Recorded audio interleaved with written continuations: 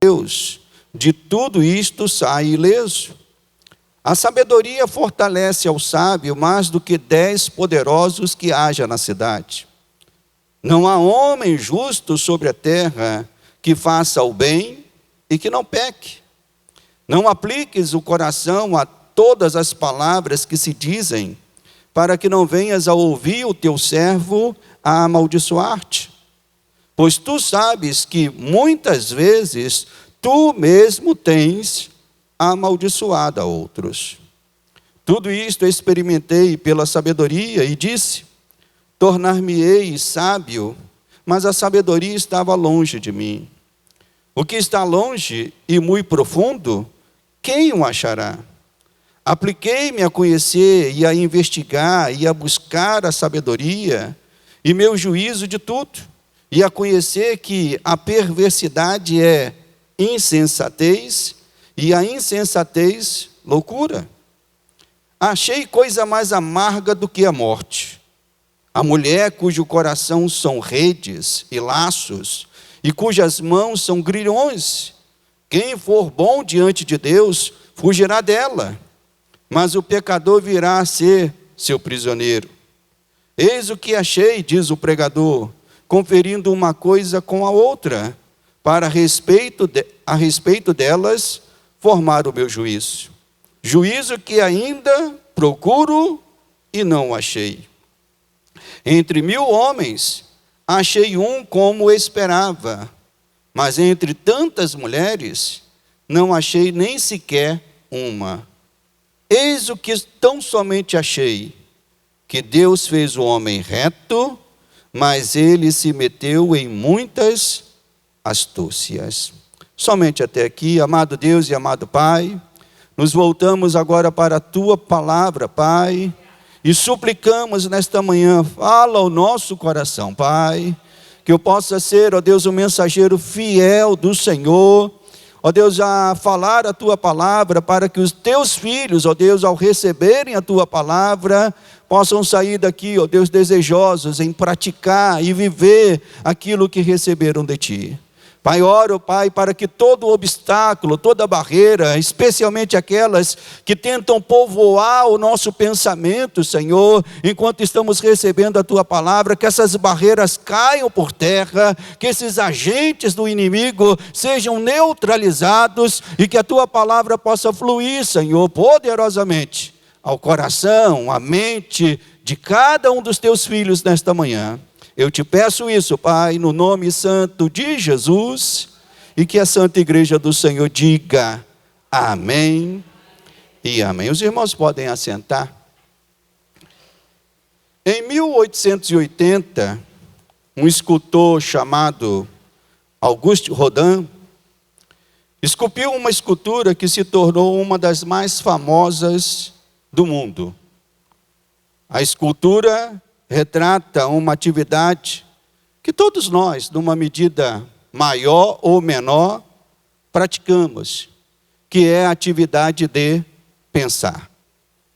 A escultura tem um nome óbvio, né, de O Pensador, né? Eu creio que todos os irmãos aqui, muitos já viram essa escultura, uma réplica dela, né? Um homem sentado, né, com a mão assim no queixo, e ali refletindo, pensando profundamente a respeito de muitas coisas. A vida nos impõe, meus irmãos, que pensemos. O homem é um ser racional. E a racionalidade nos distingue de todos os outros seres vivos. Ao longo da vida nós acumulamos observações, conceitos, experiências, que nos capacitam a formar ou aderir, vamos assim dizer, uma teoria da realidade com respeito ao mundo que vivemos. A grande diferença humana é essa, né? Que nós olhamos para esse mundo à nossa volta e nós temos que tentar compreender este mundo. O animal não, o animal come o seu capim, bebe a sua água, mas ele não reflete a respeito do mundo. O ser humano não. Ele quer compreender, ele quer entender, ele quer, né, criar uma teoria a respeito da realidade.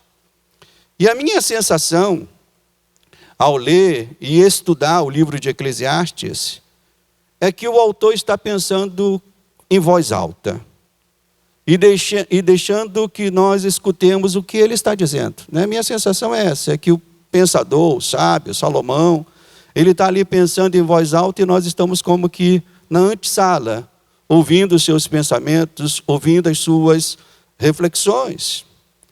E uma dedução que faço ao ler o livro de Eclesiastes, e que também sinto na pele, é que pensar é algo trabalhoso demais da conta.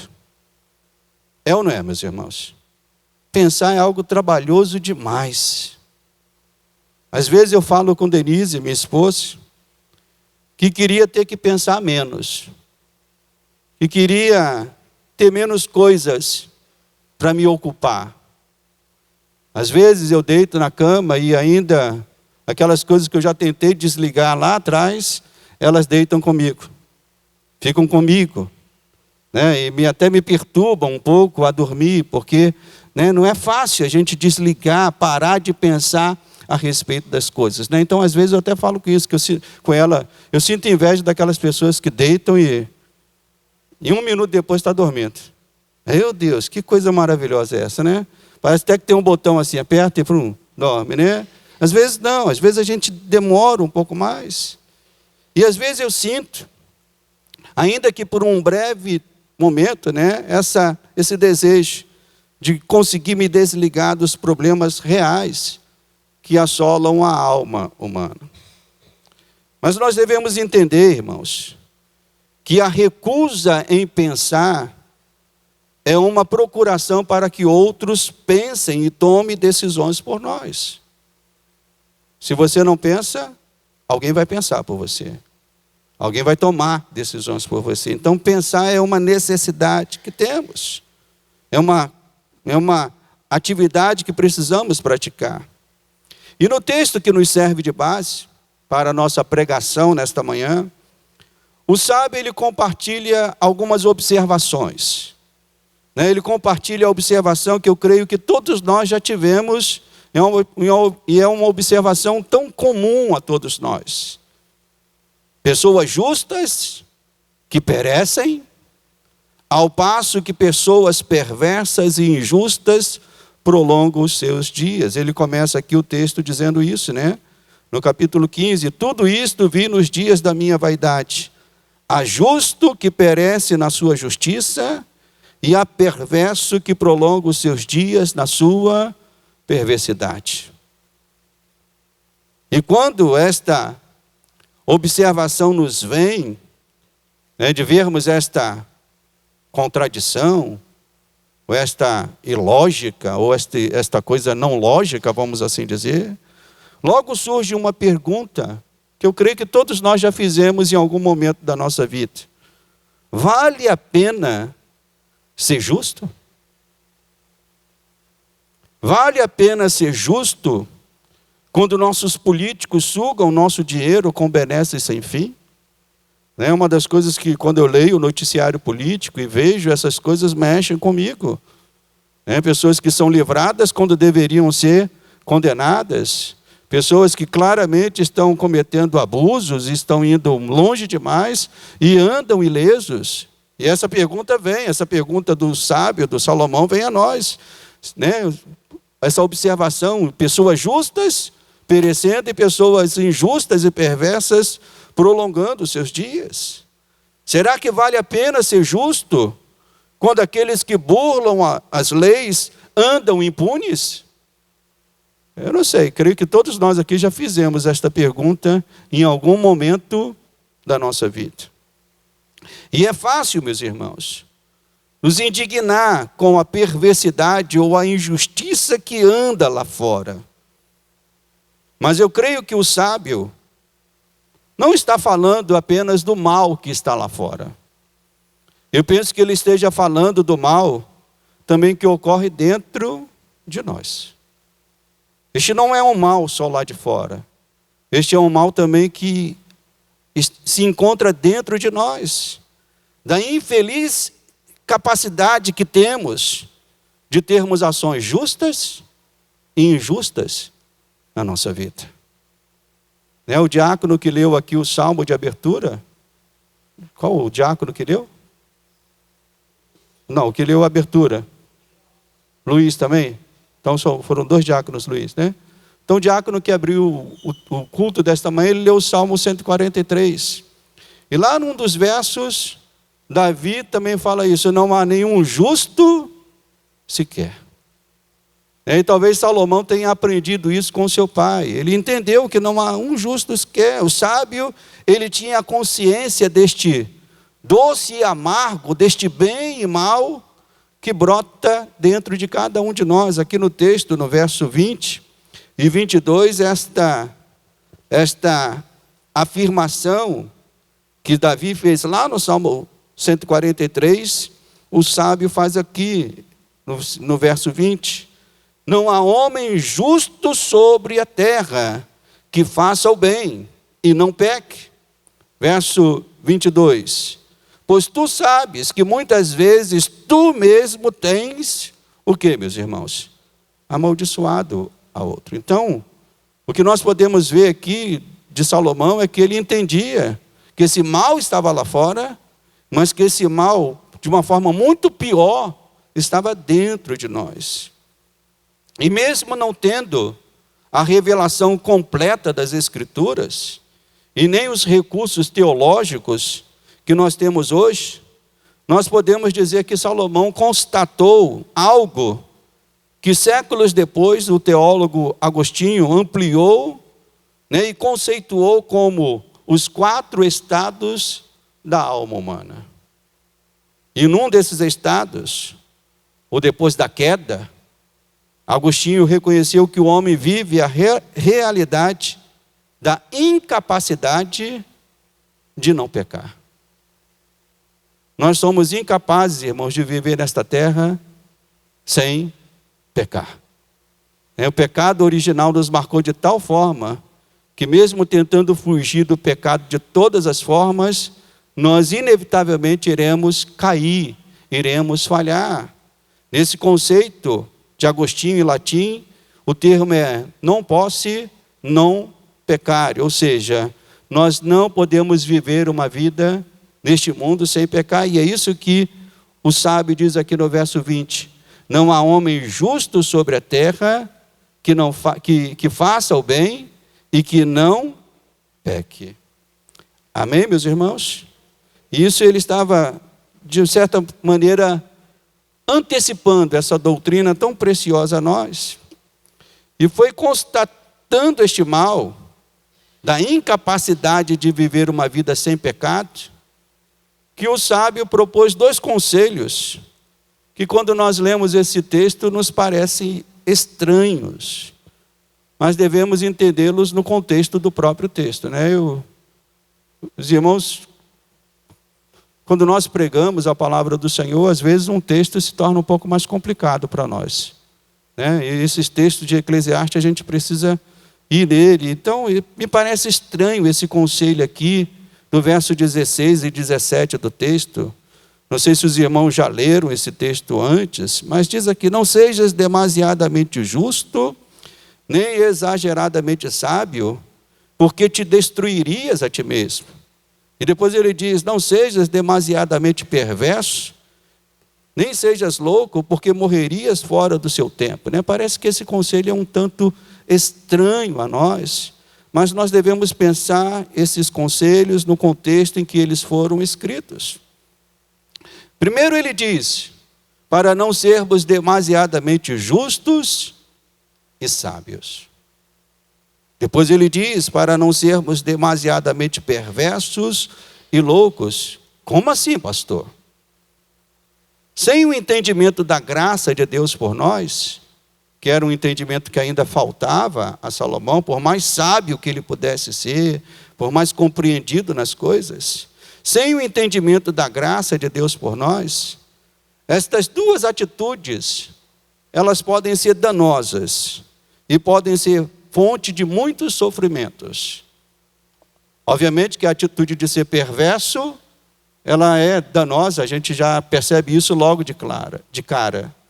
Mas a atitude de querer ser justo, perfeito, sem falha, ela também é danosa, quando nós não temos a cobertura da graça de Deus sobre a nossa vida. Então, podemos compreender desta maneira. A história nos mostra que pessoas que tentaram ser justas e perfeitas, pelos seus próprios esforços, atormentaram as suas próprias almas. A história está repleta de pessoas assim, que tentaram ser justas, pessoas piedosas, pessoas que queriam ser perfeitas, pessoas que queriam agradar a Deus pelo seu próprio esforço. E uma destas pessoas, irmãos, foi Martinho Lutero. Quem conhece a biografia dele sabe muito bem disso. Lutero foi um homem piedoso, era um homem de Deus, era um sacerdote, era um homem dedicado à palavra, um homem dedicado aos estudos. E antes de se tornar o grande reformador, Lutero se angustiou, pois sendo uma pessoa piedosa e crendo na doutrina católica do expurgo dos pecados pela penitência, né, a doutrina católica da penitência, de você cometeu o pecado, pratica essa penitência e você vai ficar livre desse pecado. Lutero tentou fazer isso com todo o esforço dele. Lutero tentou ser uma pessoa justa, né, praticando essa doutrina. Ele tentou de todas as formas encontrar paz e segurança, a segurança da salvação, nas longas confissões que ele fazia aos padres. A biografia dele diz isso, que os padres até se cansaram de Lutero, porque Lutero toda hora batia lá: eu quero confessar mais um pecado. Mas você já confessou, mas eu tenho mais outro para confessar. E ele tentou ser uma pessoa piedosa, justa pelo seu próprio esforço. Até que mais tarde, ele entendeu que só poderia ser justificado pelos méritos de Cristo Jesus na cruz do Calvário. Ele entendeu que a justificação do homem ocorria mediante a fé em Cristo somente. E foi conhecendo a doutrina da graça, a doutrina da justificação, é que isso trouxe paz ao coração dele. Então, é pela graça que nós entendemos que nós devemos nos esforçar para sermos justos, mas nós não vamos ser justos perfeitamente, né? É pela graça que nós entendemos que mesmo a nossa perversidade, os nossos pecados, não nos faz sair da cobertura de Cristo, porque nós estamos cobertos pelo sangue do Senhor. Amém, meus irmãos? Então, na época de Salomão, nós podemos dizer que a graça era chamada de temor do Senhor, né? O que Salomão compreendeu é que, para enfrentar essa situação, essa antítese que acontece dentro do coração humano de ser bom e mal, de ora praticar ações boas, ora praticar ações ruins, a única maneira de enfrentar isso, Salomão compreendeu que era vivendo uma vida de temor no Senhor. E é por isso que ele conclui isso aqui no verso 18. Né? Depois dos conselhos que ele dá, ele diz: bom é que retenhas isto, e também daquilo não te retires a mão. E aí ele conclui dizendo: pois quem teme a Deus, de tudo isto sai o quê, meus irmãos? Beleza. Então o temor do Senhor para Salomão era a garantia de que, mesmo vivendo essa dualidade de sentimentos em nós, ele poderia caminhar servindo ao Senhor. Hoje, com a compreensão que nós temos, e uma compreensão até melhor, a graça nos sustenta em todos os momentos da nossa vida. Talvez você não seja bom como gostaria, mas a graça de Deus está sobre a tua vida. Talvez você diga assim: mas eu sou muitas vezes mal, pastor. Mas a graça de Deus está sobre a tua vida, te renovando e te sustentando.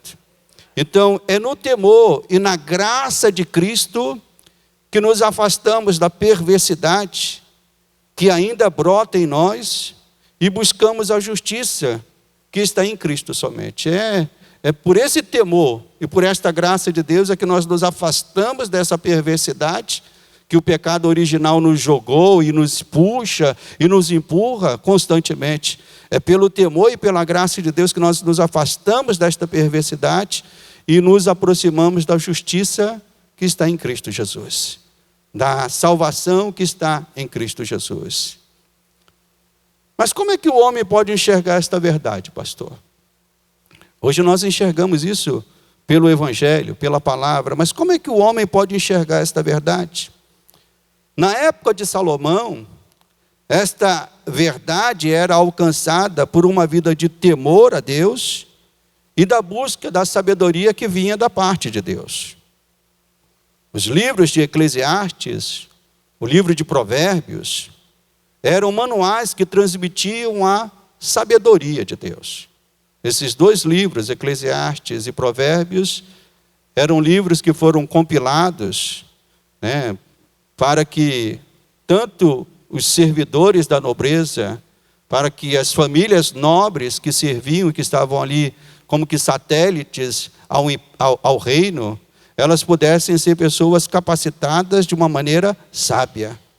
Havia esse conceito que os sábios precisavam estar nos postos de comando da sociedade. Então, o livro de Eclesiastes e o livro de Provérbios eram manuais que transmitiam a sabedoria de Deus. A sabedoria, que é tão elogiada no livro de Provérbios e também tão elogiada aqui no livro de Eclesiastes. A sabedoria que traz uma força tremenda. Olha o que diz aqui o verso 19. A sabedoria fortalece ao sábio mais do que 10 poderosos que haja na cidade.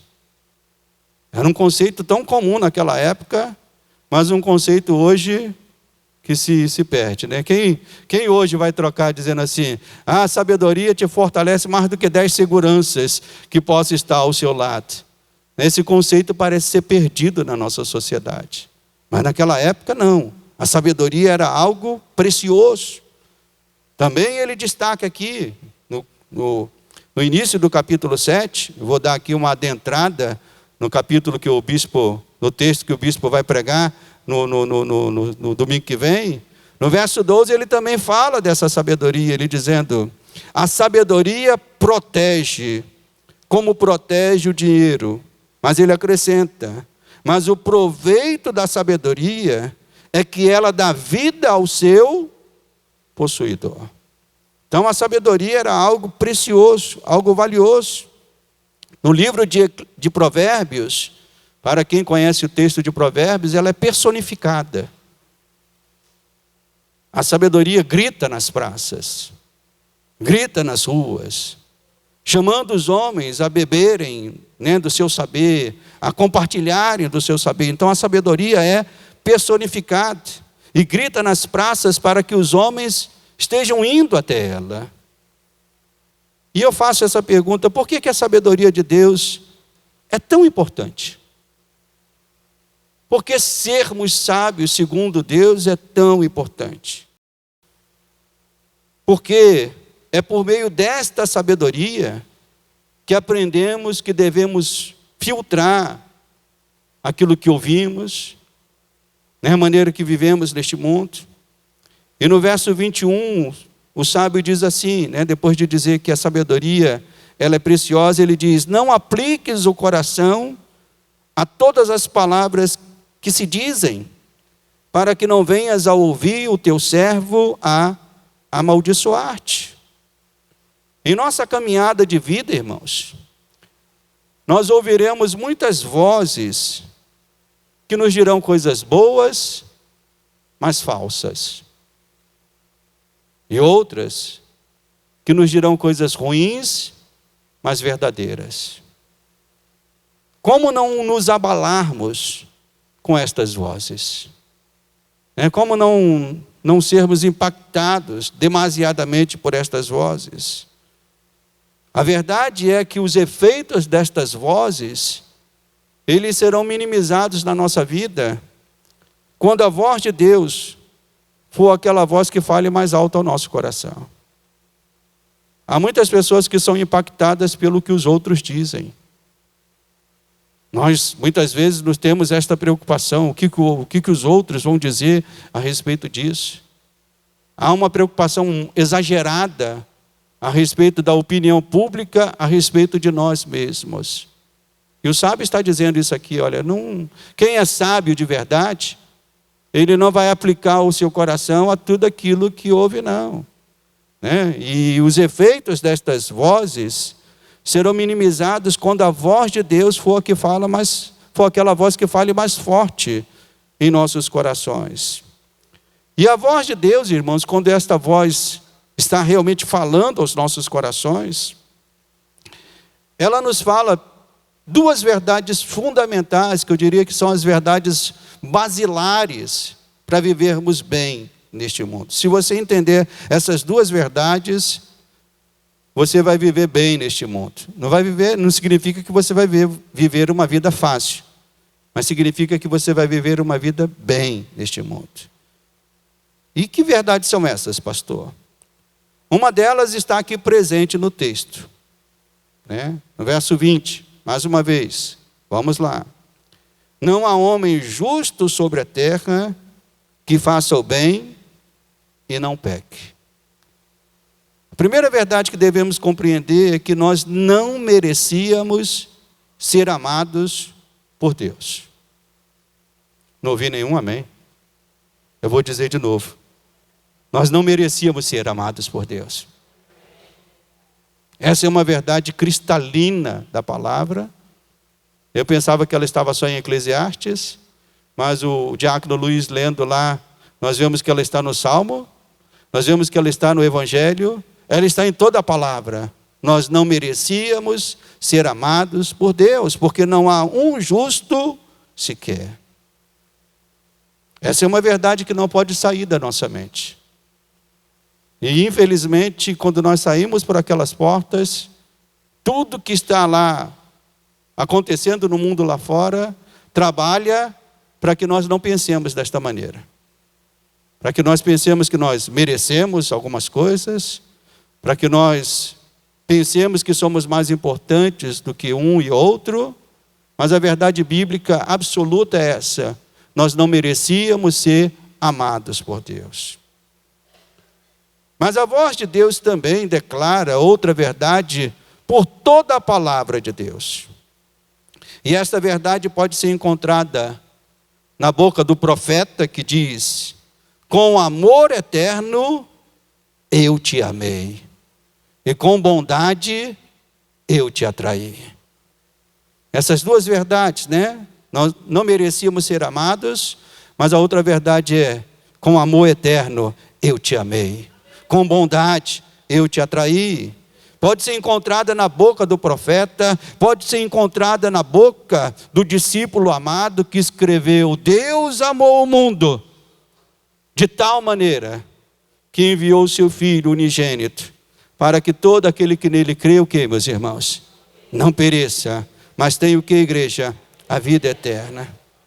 Então, irmãos, é esse equilíbrio dessas duas verdades que nos faz transitar neste mundo e viver em paz neste mundo.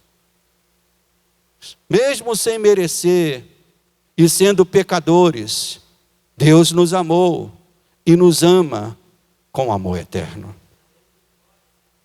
E Salomão sentiu algo que todos nós, que todos sentem quando buscam se aproximar de Deus. Salomão compreendeu, Salomão tentou de todas as formas ser sábio, montar um arcabouço de compreensão, de conhecimento fechado a respeito de Deus, mas quanto mais ele avançava, mais tinha coisa para avançar. Quanto mais ele compreendia, mais tinha coisa para compreender. E ele declara isso, que chegou num ponto, no verso 23 e 24, ele diz: tudo isto experimentei pela sabedoria, e disse: tornar-me-ei sábio. Mas aí ele completa: mas a sabedoria estava o quê, irmãos? Longe de mim. E o que está longe e muito profundo, quem o achará? Ele está aqui como que expressando uma incapacidade dele de alcançar a sabedoria de Deus, de alcançar a compreensão de Deus. Coisa que mais tarde o apóstolo Paulo também sentiu a mesma coisa.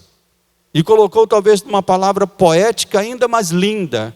Vamos lá ver, em Romanos, capítulo 11. Romanos, capítulo 11. Paulo coloca de forma poética e de forma linda também esse mesmo sentimento que Salomão teve aqui da incapacidade de compreender os mistérios, a sabedoria, a profundeza da sabedoria, dos mistérios de Deus. Em Romanos 11, verso 33 e diante, Paulo faz a seguinte exclamação: ó profundidade da riqueza, tanto da sabedoria como do conhecimento de Deus. Quão insondáveis são os seus juízos, e quão inescrutáveis os seus caminhos. Quem, pois, conheceu a mente do Senhor? Ou quem foi o seu conselheiro? Ou quem primeiro deu a ele para que lhe venha a ser restituído? E Paulo completa: porque dele, por meio dele, para ele são todas as coisas. A ele, pois, a glória eternamente. Amém. Então Salomão e Paulo estão aqui compartilhando da mesma coisa, de terem chegado num ponto em que eles não conseguiam mais avançar. A sabedoria de Deus é mais profunda, os mistérios de Deus são mais insondáveis.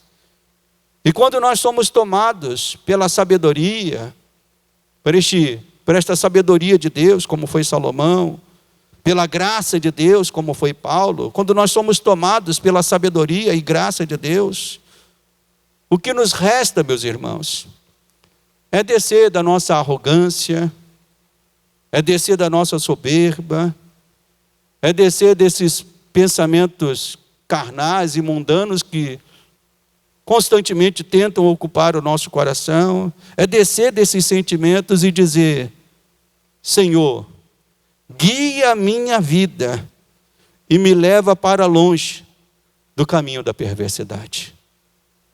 Essa é a oração que todos aqueles que são tocados pelo Espírito de Deus fazem constantemente. Senhor, me livra, guia a minha vida e me livra, leva-me para longe do caminho da perversidade.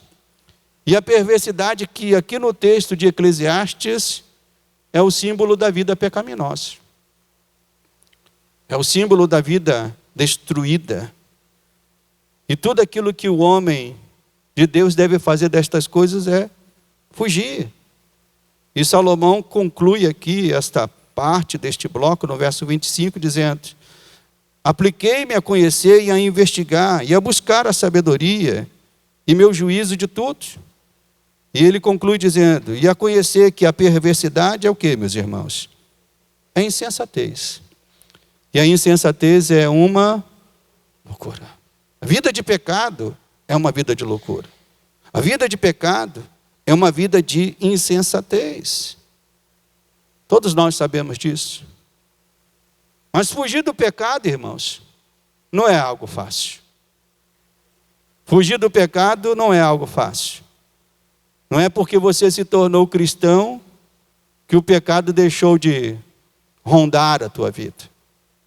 Não é porque você se tornou cristão e talvez já tenha uma longa caminhada de cristão, que o pecado de vez em quando não consiga aplicar ali em você uma rasteira, te fazer cair, te fazer falhar.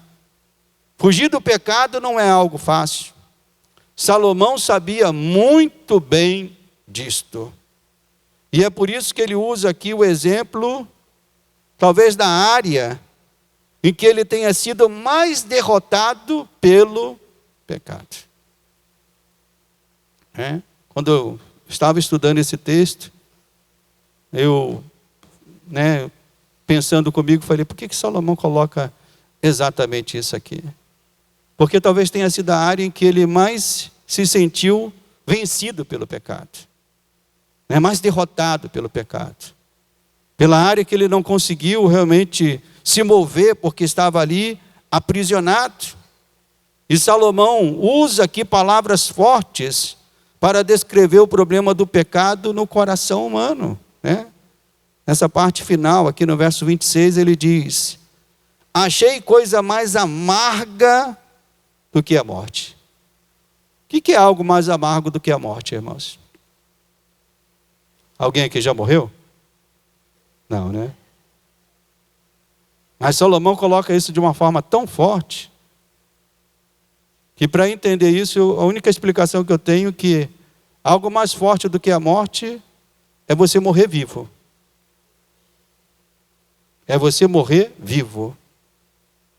Você está morrendo vivo, você se sentir morto vivo, né? Algo mais amargo do que a morte. A palavra é forte. Ele continua. Ele explica o que é isso mais amargo do que a morte. A mulher cujo coração são redes e laços. E cujas mãos são o quê, meus irmãos? Grilhões. Quem for bom diante de Deus, fugirá dela. Mas o pecador virá a ser o seu prisioneiro. E de fato, meus irmãos, o pecado em toda a Bíblia é retratado com palavras assim: cadeia, grilhões. O salário do pecado é o quê, meus irmãos? É a morte.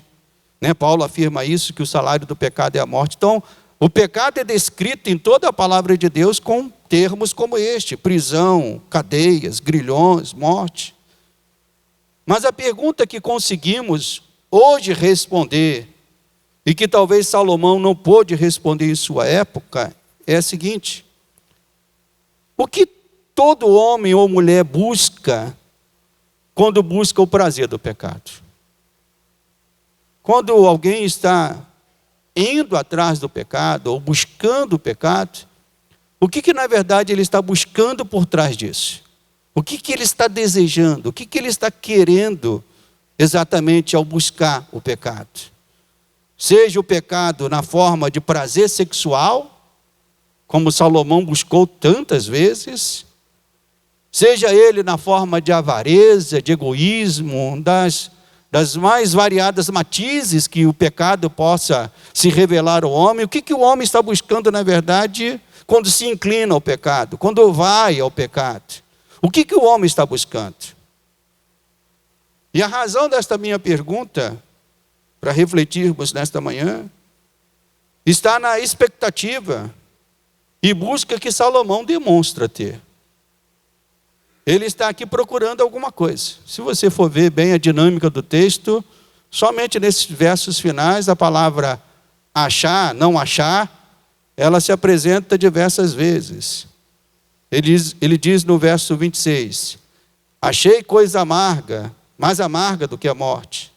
Verso 27, eis o que achei, diz o pregador. Depois ele diz no verso 28, juízo que ainda procuro e não achei. E depois ele conclui dizendo, eis o que tão somente achei, no verso 29. Ele está procurando alguma coisa.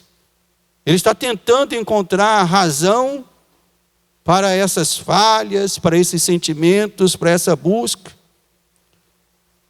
E nós compreendemos, obviamente, que tendo a revelação da palavra de Deus toda, nós compreendemos, irmãos, que todo pecado, ele se fundamenta numa mentira que remonta ao Éden. Todo pecado, ele tem como uma premissa, como um pressuposto, como um fundamento, algo que aconteceu no Éden. E o que é isso, pastor? Todo pecado se fundamenta na ideia de que o homem pode encontrar, achar felicidade e alegria apartado de Deus. Esse é o fundamento do pecado. Todo pecado, na verdade, de uma forma mais profunda, é uma busca por Deus. É a pessoa querendo encontrar Deus naquilo. É querendo encontrar felicidade naquilo. É querendo encontrar segurança naquilo. É querendo encontrar segurança no dinheiro. É querendo encontrar felicidade nos prazeres carnais. É uma busca que a pessoa está vivendo. Eva foi enganada exatamente nisso.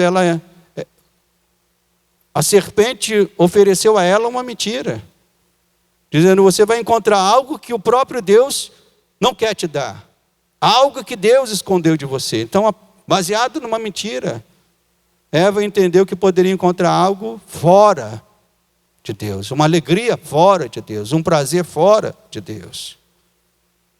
Salomão viveu a angústia, irmãos, de estar preso aos laços, aos grilhões do pecado, em virtude dos muitos laços amorosos que acumulou na vida, né? Do seu harém, a própria Bíblia diz isso, né? Que esta foi a causa da corrupção do coração de Salomão. E o próprio texto nos mostra que nenhuma destas buscas, né, Salomão encontrou o que realmente buscava, a verdadeira felicidade. Nenhuma delas. Nenhuma das mulheres que teve Salomão encontrou a verdadeira felicidade. E quando nós lemos o texto, nós sempre devemos ter a preocupação de não trazer a nossa mente para o texto. A desilusão de Salomão não é com as mulheres em si, mas a desilusão de Salomão é com a raça humana. Isso fica bem claro. Não há um justo sequer. Todos pecaram. Ele aprendeu isso com seu pai Davi, que não há um justo sequer. Era uma decepção, uma desilusão com toda a raça humana. Ele reconhece que não há nenhum justo sequer, não é uma coisa de gênero. Não é o homem que é melhor do que a mulher é melhor do que o homem, não. Todos pecaram. O que Salomão não pôde resolver com toda a sabedoria que conquistou, irmãos, e homem nenhum será capaz de resolver e vencer, é o problema do pecado na sua vida. Salomão talvez tenha parado exatamente nesse dilema, sendo um homem tão sábio, sendo um homem que compreendia tantas coisas, mas ele se via sendo vencido nos seus pecados. Ele se via sendo vencido por um sentimento que dominava a sua vida. E de certa maneira esse é o dilema que envolve todos aqueles que não têm a graça de Cristo Jesus, que não compreendem a salvação. Como é que nós podemos praticar, pensar, falar coisas tão ruins, ao mesmo tempo querendo ser pessoas tão boas e justas? O texto termina com um diagnóstico, né? Eclesiastes faz um diagnóstico preciso, mas não apresenta uma solução. O texto diz assim, o que Salomão, depois de toda a investigação que ele fez, ele conclui dizendo, olha, verso 29, eis o que tão somente achei, e disso ele tinha segurança, que Deus fez o homem reto, mas que o próprio homem fez o quê, meus irmãos? Se meteu em muitas astúcias, muitas confusões. Quem concorda com esse diagnóstico de Salomão? Perfeito, né? Deus foi perfeito. Ao criar o homem, o problema não é de Deus. Então o texto termina com um diagnóstico. O problema não é de Deus. O problema é dos homens. O que Salomão não sabia, e que nós sabemos hoje, é que mesmo o problema não sendo de Deus, Deus decidiu assumir o nosso lugar e resolver o problema do pecado uma vez por todas na nossa vida. Olha que coisa gloriosa. Esse dilema que iria nos atormentar, nos massacrar, o próprio Deus, não era problema dele, mas o próprio Deus assumiu o nosso lugar para resolver esse problema por nós. O Evangelho nos mostra que Deus Pai enviou o seu Filho para ser aquilo que aquilo que Salomão tanto fala no livro de Eclesiastes, Cristo se tornou para nós. O homem não pode ser justo, Cristo é a nossa justiça. O homem pode buscar sabedoria, mas não vai ter a sabedoria plena, Cristo é a nossa sabedoria. Então Cristo se tornou a nossa justiça e a nossa sabedoria. Nossa justiça, porque somente nele podemos ser considerados justos perante o Pai. Certamente que todos nós devemos fazer um esforço de buscar sermos pessoas justas. Mas entenda, o teu esforço é limitado. Você é incapaz de ser uma pessoa justa por suas próprias forças. A nossa justiça está em Cristo Jesus. Ele é a nossa justiça. O autor John Piper, num dos seus livros, ele escreveu algo mais ou menos assim: não temos méritos senão os de Cristo. E Cristo não tem pecados senão os nossos. Olha que troca maravilhosa Jesus fez. Ele veio ao nosso encontro e disse: você não tem mérito, toma os meus. E nós falamos para Jesus: Senhor, nós não temos nada a não ser os nossos pecados. E Ele falou: me dá os seus pecados. Olha que troca gloriosa o Evangelho nos mostra. Nós não merecíamos, mas Ele se tornou a nossa justiça. Então a antítese entre justiça e perversidade que Salomão apontou no texto fica resolvida. Esta antítese, ela continua dentro de nós, né? Nós muitas vezes nos sentimos ao mesmo tempo, né? Aquele personagem da Bela e da Fera, né? Que ele se tornava um monstro, né? Muitas vezes nós nos tornamos um monstro. Nós vemos a maldade brotar em nós, nos nossos pensamentos, mas isso fica resolvido. A nossa justiça está em Cristo Jesus. Ele é a nossa justiça. Cristo nos fez justos. E quanto aos nossos pecados, então, em relação à nossa justiça, ainda que Satanás reclame a respeito da nossa justiça, nós falamos: a nossa justiça está em Cristo Jesus. E em relação aos nossos pecados, a palavra declara com todas as letras: já não há condenação para aqueles que estão em Cristo Jesus. Então o que Salomão não conseguiu compreender, ele tocou no assunto, mas o Evangelho resolve, é que Cristo se tornou a nossa justiça. Cristo também é a nossa sabedoria. Paulo fala isto com todas as letras, quando escreveu a sua carta aos Coríntios, né, que os irmãos estão estudando aqui à noite, talvez já tenham passado por esse texto, né, que diz lá que Cristo é a sabedoria de Deus. Os gregos procuram isso, né, os romanos procuram aquilo. E Paulo diz: a sabedoria de Deus está em Cristo Jesus. Somente por meio dele o homem adquire a sabedoria para viver neste mundo e fugir desses grilhões e cadeias do pecado que tentam nos aprisionar. Amém, igreja? Cristo é a nossa justiça. Cristo é a nossa sabedoria. Eu comecei essa palavra falando da famosa escultura de Rodin, que retrata um pensador. Salomão certamente foi um homem que buscou com todas as forças compreender a realidade. Salomão certamente foi um homem fantástico. Logo lá no livro, logo no início do seu reinado, aquela atitude que ele toma quando duas mulheres vão ali, uma reclamando: esse é meu filho, é meu filho, é meu filho, é meu filho. Ele, com uma sabedoria maravilhosa, ele diz: pega uma espada aí, vamos cortar a criança no meio. E através dessa atitude se revelou a verdade. Então, eu tenho pregado isso lá na igreja, falando sobre sabedoria, aos domingos de manhã. Sabedoria é diferente de conhecimento. Conhecimento é você conhecer a funcionalidade, as estruturas de alguma coisa, seja ela o que for. Pode ser uma coisa material ou até uma coisa imaterial. Pessoas têm conhecimento de sociedade, um sociólogo, vamos assim dizer, né? Mas sabedoria é a aplicação desse conhecimento. É quando você aplica o conhecimento para resolver problemas da vida. Salomão certamente foi um homem que alcançou um alto nível de sabedoria. Antecipou muitas coisas verdadeiras que nós conhecemos hoje pela palavra. Ele antecipou junto com seu pai Davi: não há nenhum justo. Ele antecipou que o pecado é um grilhão que aprisiona a alma humana. No entanto, mesmo chegando perto, Salomão foi vencido pelo pecado e deixou o seu coração se corromper.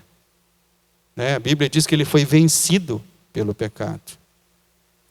O Evangelho de João narra um encontro que Jesus também teve com um homem proeminente, chamado Nicodemos.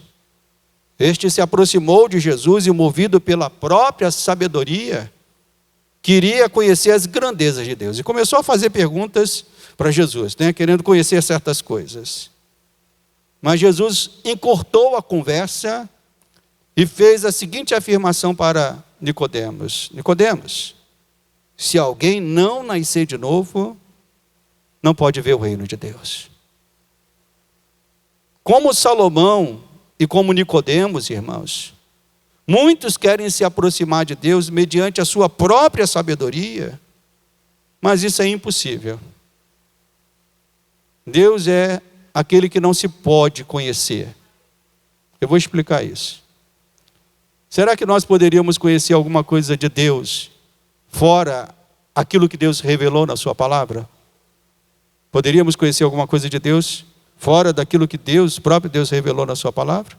Por onde a gente começaria a tentar conhecer alguma coisa de Deus fora da sua palavra? Nós podemos até adquirir um conhecimento geral, a Bíblia fala sobre isso, sobre o conhecimento geral que todos nós temos pela criação. Mas conhecer Deus é algo impossível ao homem. O próprio Deus se revelou a nós. Isso, eu me lembro de numa aula que eu tive com um dos meus professores, e que nos ensinou o seguinte: quando a gente fala, o que é teologia? Qual é a resposta mais comum que vem à nossa mente quando a gente fala, o que é teologia? O estudo sobre Deus. Esse professor corrigiu dizendo, não, teologia é o estudo sobre aquilo que Deus nos revelou. Porque Deus não é um objeto pelo qual a gente pode botar numa prancheta e dizer, vou estudar Deus. O máximo que podemos estudar de Deus é aquilo que Ele nos revelou na sua palavra. Então nenhum homem, por mais sábio que possa ser, ele vai conseguir conhecer a Deus pelo seu próprio esforço. E o que fazem as diversas religiões do mundo é exatamente isso. Tentam, pelos seus próprios esforços, montar uma teoria da realidade, por meio desta teoria pela qual possam dizer alguma coisa a respeito de Deus. Mas a verdade absoluta da palavra e do Evangelho de Cristo é que somente nascendo de novo em Cristo Jesus é que o homem pode começar a pensar direito. Então nós só podemos começar a pensar direito quando o Evangelho entra no nosso coração. Quando a graça limpa a nossa mente. Quando a graça de Cristo envolve a nossa vida. Nós começamos a pensar. Talvez você se julgue uma pessoa inteligente e capacitada pelos muitos estudos que você alcançou. Mas entenda, esta sabedoria não tem valor algum para Deus se o pecado ainda te domina e te afasta dele. A pessoa mais simples, que já conheceu a graça de Deus, e que por esta graça se afasta do pecado, ela é mais sábia do que qualquer PhD que está lá fora. O que devemos fazer, meus irmãos, é firmar a nossa vida na verdade do Evangelho. E que verdade é essa? Somente vivendo em Cristo e para Cristo é que o homem se torna um sábio perante Deus. Então, quem quer ser uma pessoa sábia aqui? Quem quer pensar direito? Pensar os pensamentos de Deus, como falou um certo teólogo. Eu quero pensar os pensamentos de Deus. Mas para pensar os pensamentos de Deus, a graça de Deus tem que envolver a nossa vida. Salomão tocou nestas coisas, mas não conseguiu compreendê-las completamente. Nós hoje temos a capacidade, a graça, a Bíblia, o Evangelho, as Escrituras, e podemos compreender estas coisas perfeitamente. Não seremos justos como gostaríamos de ser, mas a graça de Deus está sobre a nossa vida. A perversidade ainda habita em nós, e vamos falhar, mas já não há mais condenação para aqueles que estão em Cristo Jesus. A graça nos garante esse perfeito equilíbrio para viver a nossa vida sem essas angústias que Salomão sentiu na sua vida. Amém, igreja? Vamos nos colocar de pé e vamos agradecer a Deus por esta graça maravilhosa, por este evangelho maravilhoso, por esse Jesus maravilhoso. Somente nele é que podemos caminhar neste mundo. Somente nele é que podemos viver em paz, dentro de nós mesmos, não atormentados por esse conflito que habita dentro de nós. Por isso, você que recebeu esta graça, feche os teus olhos e comece a agradecer a Deus, comece a louvar a Deus, comece a dizer: Senhor, obrigado, porque mesmo sem merecer, o Senhor me amou, o Senhor me escolheu, o Senhor me chamou para ser teu filho, meu Pai, ser tua filha, as irmãs que estão aqui. Pai, mesmo tropeçando e falhando, ó Deus, nós não perdemos esta graça sobre nós. Nós continuamos a ser teus filhos, nós continuamos a ser amados, nós continuamos a ser dirigidos pelo teu Espírito, para viver uma vida para a tua glória e para o teu louvor.